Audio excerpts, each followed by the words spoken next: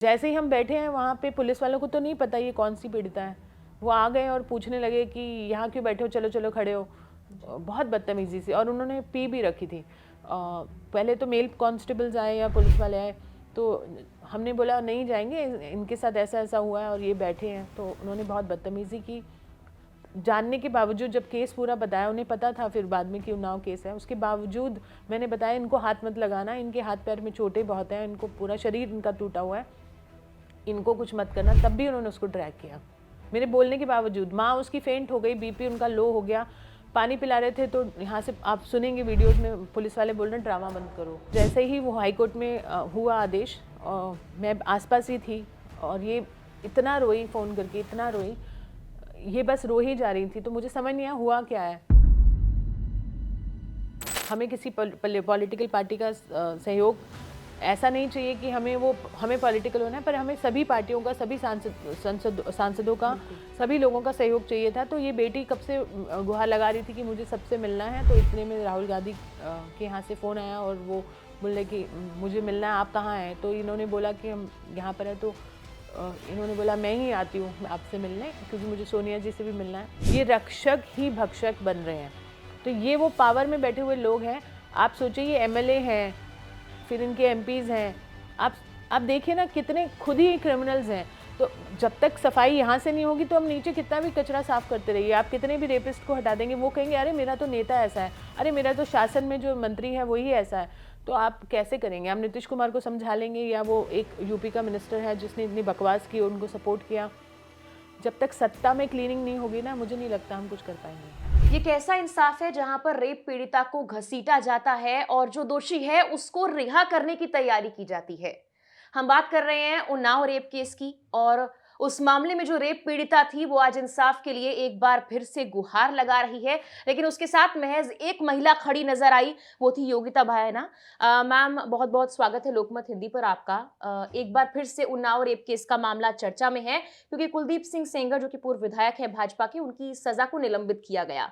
हालांकि इस मामले में सीबीआई सुप्रीम कोर्ट में चुनौती देने जा रही है, लेकिन आपको नहीं लगता कि पूरी की पूरी मशीनरी एक रेप पीड़िता को इंसाफ ना मिले इसमें जुट गई है? बिल्कुल, पूरी तरह से जिस तरह से एक पीड़िता को इंसाफ दिलाना चाहिए, यहाँ उल्टा हो गया। यहाँ पर उस पीड़िता के खिलाफ हो गया पूरा सिस्टम, क्योंकि एक जो दरिंदा है, एक मुजरिम है, उसको बचाना है। आपने देखा किस तरह से पूरा का पूरा प्रशासन, न्याय प्रणाली, सभी उसको बाहर निकालने के लिए लगे हैं। और ये पहला स्टेप है। एक और केस में वो अंदर है, जो उसकी पीड़िता के पिता की हत्या के मामले में, और 2-3 और केसेस अलग-अलग चल रहे हैं, बट वो सब बहुत कमज़ोर हैं। ये सबसे मजबूत केस था जिसमें वो उम्र कैद की सज़ा में था, और इसमें तो उसकी कोई उम्मीद भी नहीं थी बाहर आने की। मतलब रेप केस में आप कन्विक्टेड हो, आप कन्विक्टेड हो। और देखिए, अगर आप लैंग्वेज पढ़ें जुडिशियल उस हाई कोर्ट की, तो उसमें ये नहीं बोला कि इसने नहीं किया।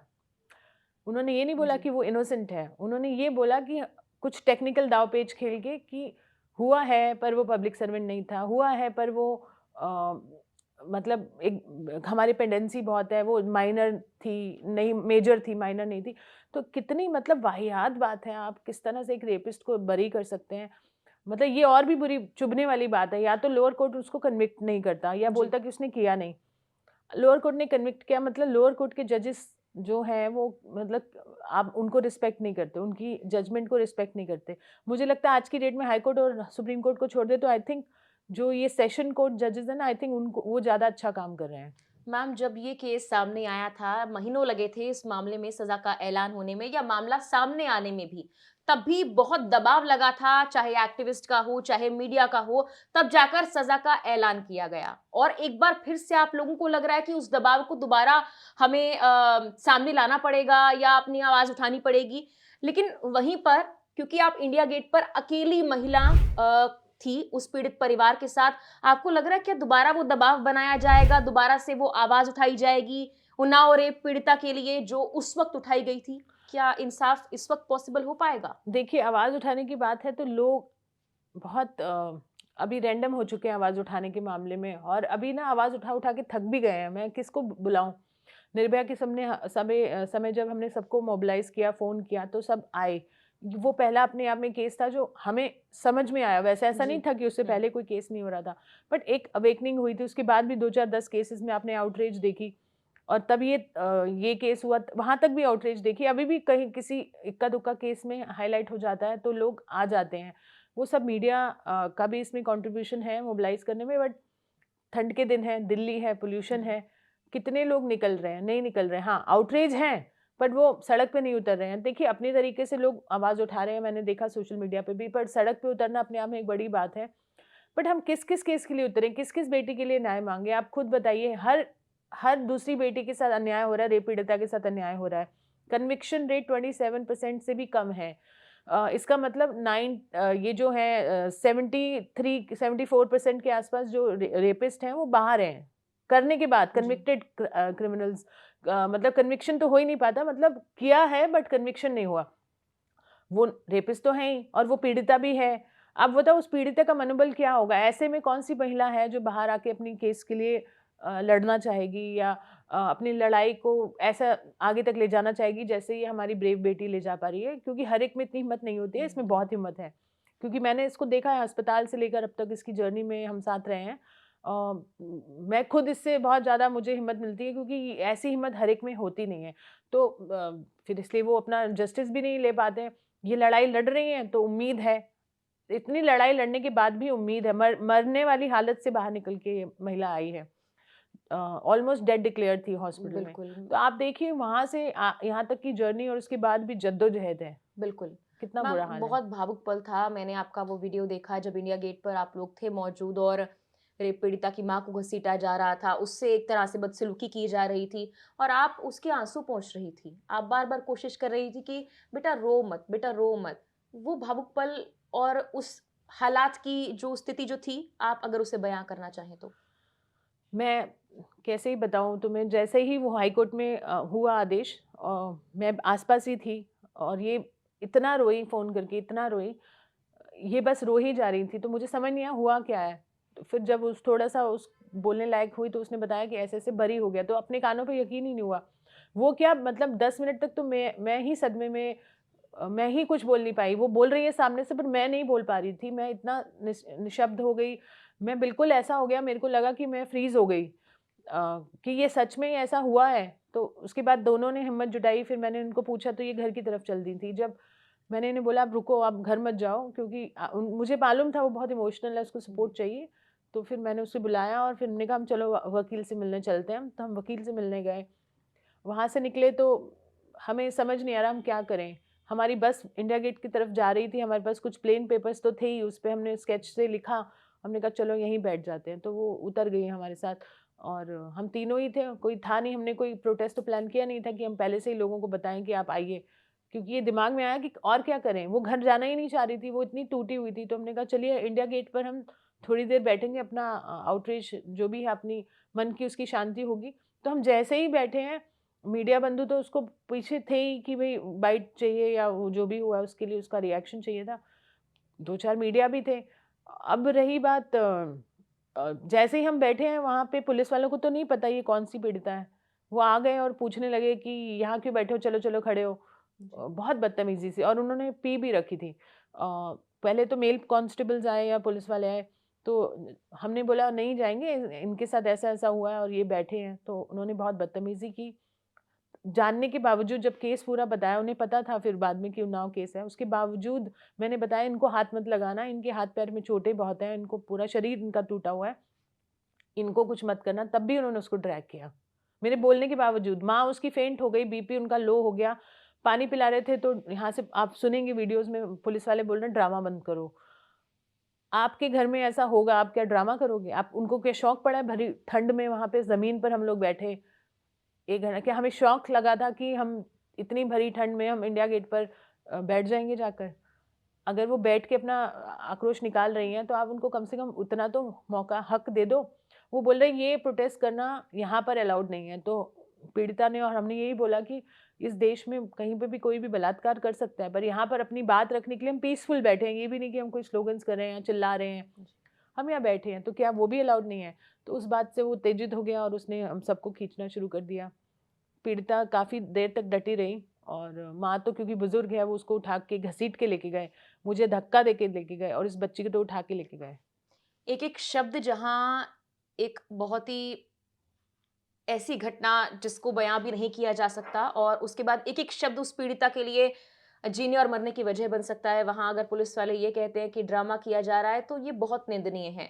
मैम, लेकिन आप कांग्रेस के जो नेता हैं, उनसे आपने मुलाकात की, राहुल गांधी, सोनिया गांधी से मुलाकात हुई है।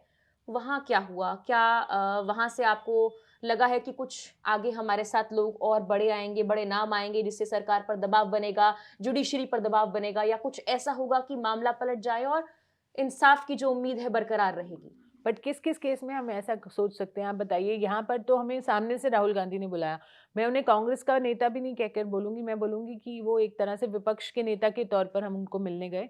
हमें किसी पॉलिटिकल पार्टी का सहयोग ऐसा नहीं चाहिए कि हमें पॉलिटिकल होना है, पर हमें सभी पार्टियों का, सभी सांसदों का, बिल्कुल। सभी लोगों का सहयोग चाहिए था। तो ये बेटी कब से गुहार लगा रही थी कि मुझे सबसे मिलना है, तो इतने में राहुल गांधी के यहाँ से फ़ोन आया और वो बोले कि मुझे मिलना है, आप कहाँ हैं? तो इन्होंने बोला कि हम यहाँ पर हैं, तो इन्होंने बोला मैं ही आती हूँ आपसे मिलने, क्योंकि मुझे सोनिया जी से भी मिलना है। तो ये खुद गई मिलने के लिए, मैं साथ ही गई थी। तो हमने ऐसा पॉलिटिकल बात नहीं की, हमने तो ये एज़ अ विपक्ष की आप ये पार्लियामेंट में उठाइए। मैंने उन्हें पर्सनली ये भी बोला कि आप और भी बच्चों की आवाज़ बनिए, इस बच्ची के साथ अंकिता भंडारी है, बहुत सारी बिल्कुल, बच्चियों के बिल्कुल। केसेज़ जो हमारे पास हैं। हुँ। आप सबकी आवाज़ बनिए, आप पार्लियामेंट में इसको रखिए, बहुत पुरज़ोर तरीके से। महिला सुरक्षा हमारे देश में एक बहुत बड़ा मुद्दा है। उन्होंने बोला कि मैं रखूँगा सारी बात, और सारे केसेज़ का मुझे बताइए क्या आंकड़े हैं। और इस बेटी को उन्होंने आश्वासन दिया कि हम आपके साथ आपकी लड़ाई में हैं। सुरक्षा को इन्होंने काफ़ी देर बात की अपनी बाकी बहनों के बारे में। उन्होंने रीअश्योरेंस दिया, जो भी मेरे से हेल्प होगी मैं करूँगा। मैम, जैसे आपने दूसरी लड़कियों की बात की, अंकिता भंडारी का मामला भी है। उन्नाव रेप पीड़िता के लिए तो आप एक सोल महिला आकर खड़ी हो गई। आपने एक आंदोलन की तरह इसे समझिए कि खड़ा कर दिया है, क्योंकि आप ही के बाद ये सोशल मीडिया पर लगातार वायरल हुआ, वरना शायद ये मामला फिर दब जाता। लेकिन अंकिता भंडारी जैसी लड़की जिसके साथ अन्याय हुआ, जिसके माँ-बाप इंसाफ माँगते-माँगते थक गए, उस मामले में बड़े-बड़े लोगों का नाम आ रहा है, वीआईपीज़ का नाम आ रहा है। ऐसे केसेस को लेकर आप क्या कहेंगी? वही बात है, पावर डायनामिक्स है, वहाँ पर भी एक एमएलए और उसका बेटा इन्वॉल्व्ड है, जी। और वहाँ पे भी पूरा प्रशासन उसको बचाने में लग गया था, जो लड़का है। और इस बेटी को तो अभी भी न्याय नहीं मिला है, और किस तरह से सबूत मिटा दिए गए, बुलडोज़र चलवा दिया गया। फिर ब्रिजभूषण का मामला है। जी। बहुत सारे मैं इसलिए नेताओं की बात कर रही हूँ कि ये लोगों को हमने चुना है संरक्षण करने के लिए हमारा, है ना? हम नेताओं को क्यों चुनते हैं, हम सरकार को क्यों चुनते हैं कि हम टैक्स का पैसा इनको इसलिए देते हैं कि हमारी सुरक्षा सुरक्षा करेंगे, करें। हमको अच्छी सुविधाएँ देंगे। केसेस तो बहुत हैं, बहुत सारे रेपिस्ट घूम रहे हैं इस देश में, बट हम इन लोगों की बात इसलिए कर रहे हैं, इनसे तो हमें प्रोटेक्शन चाहिए था। ये रक्षक ही भक्षक बन रहे हैं। तो ये वो पावर में बैठे हुए लोग हैं। आप सोचिए, ये एमएलए हैं, फिर इनके एमपीज़ हैं। आप आप देखिए ना, कितने खुद ही क्रिमिनल्स हैं। तो जब तक सफाई यहाँ से नहीं होगी, तो हम नीचे कितना भी कचरा साफ करते रहिए। आप कितने भी रेपिस्ट को हटा देंगे, वो कहेंगे अरे मेरा तो नेता ऐसा है, अरे मेरा तो शासन में जो मंत्री है वही ऐसा है। तो आप कैसे करेंगे? आप नीतीश कुमार को समझा लेंगे, या वो एक यूपी का मिनिस्टर है जिसने इतनी बकवास की, उनको सपोर्ट किया। जब तक सत्ता में क्लीनिंग नहीं होगी ना, मुझे नहीं लगता हम कुछ कर पाएँगे। मैम, इतनी लंबी लड़ाई आप लड़ती हैं, बहुत सारे और एक्टिविस्ट हैं वो लड़ते हैं, सड़कों पर आते हैं, मोमबत्तियाँ जलाई जाती हैं और हमें जब लगता ही है कि इंसाफ के करीब हम पहुँच गए हैं, तब जाकर किसी को बरी कर दिया जाता है, किसी को ज़मानत दे दी जाती है। बिल्किस बानो का केस एक बहुत बड़ा एग्ज़ाम्पल है और ये किताबों में दबकर रह जाता है। ये न्याय की कौन-सी परिभाषा है? आपको कैसा महसूस होता है कि आपने इतनी लंबी लड़ाई लड़ी, रेप पीड़िता इतनी लंबी लड़ाई लड़ी, अगर वो जी गई, बाय चांस वो जी गई, उसके बाद अगर वो सब कुछ झेलने के बाद एक इतनी लंबी लड़ाई लड़कर इंसाफ के करीब पहुंची और फिर क्या, बरी कर दिया? हम लोग का सारा एफर्ट ज़ीरो। आप देखिए, बैक टू स्क्वायर वन, अभी भी भीख माँग रहे हैं, अभी भी इधर-उधर जा रहे हैं, दाँव-पेच लगा रहे हैं। आप बताइए, हर चीज़ में पैसा लगता है, ये बेचारे गरीब लोग हैं। अगर हम जैसे लोग 1 आध 2 विक्टिम को सपोर्ट भी कर देंगे, जो कि हम कर रहे हैं, पर कितने को कर पाएँगे? कितनों को न्याय दिला पाएँगे? तो यहाँ पर तो हर चीज़ पैसे से ही होती है। बट अल्टीमेटली कितने एफर्ट्स करने के बाद भी हम वहीं के वहीं खड़े हैं। आज 13 साल निर्भया को हो गए, दिसंबर में ही ये सब हुआ था, और आज भी हम वही राहुल गांधी से मिल रहे हैं, वही हम नेताओं से हाथ पैर जोड़ रहे हैं, वही मीडिया की सपोर्ट ले रहे हैं, वही लोग, आप हमारे साथ थे तब भी आज हमारे साथ है, पर हम वहीं के वहीं खड़े हैं। कुछ बदला नहीं है, उल्टा खराब ही हुई है स्थिति। कम से कम तब रेपिस्ट पॉलिटिशियंस तो नहीं थे, अब तो पॉलिटिशियंस ही बलात्कारी हो गए हैं, तो अब कहाँ से चेंज करेंगे आप? बिल्कुल मैम, बदलाव की बहुत ज़्यादा ज़रूरत है। बहुत-बहुत धन्यवाद जुड़ने के लिए मैम आपका। और जाहिर तौर पर जहां रेप पीड़िताओं को अपना चेहरा ढक कर आना पड़ता है और जो रेप करने वाले हैं, अपराध करने वाले हैं, वो आज़ाद घूमते हैं। आखिर ऐसे समाज में बदलाव कब आएगा, ये एक बहुत बड़ा सवाल है। फिलहाल के लिए इस वीडियो में इतना ही।